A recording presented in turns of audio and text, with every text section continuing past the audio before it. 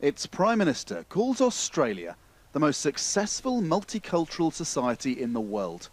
Immigration adds nearly 1% to its population every year, one of the highest rates in the world.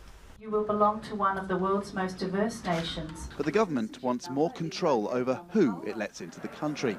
It's proposed a tough English language test for prospective immigrants and a test of their values. That's controversial. One problem is which values to test. Is a commitment to the outdoor life an Australian value? Respect for the flag? Or perhaps an enthusiasm for cricket? Before you can test values, you need to define them. But how? The University of Sydney is one of Australia's top 3. You'd think here would be people who know. We're very down to earth and yeah, I don't know how to put that in a word. That's the kind of value, don't know if that makes sense. Friendship. So I know a lot of mates, everyone calls each other mates around here, I guess. I think just being kind to each other, strangers, always saying hi, always being friendly. But those things are hard to test. Maria CHISARI, who has spent years on the subject, says Australian values are more about respect for Western liberal democracy.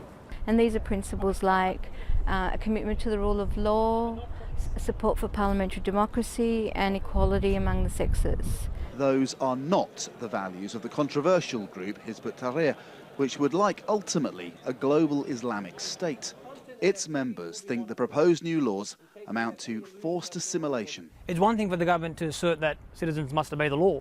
It's another thing entirely to suggest that here's a list of values that the government comes up with that everyone must sign on to, right? That's straightforward ideological imposition. If it's hard to define what values should be, it's much easier to define what they should not be. And they should not be some of the things that your organisation believes, that Muslims who leave the faith can be killed, that men can strike women if they're disobedient. Well, I reject those caricatures of our beliefs, and I'm happy to have that debate in a nuanced way in the relevant context, but the point is they're empty measures that won't do anything on the ground.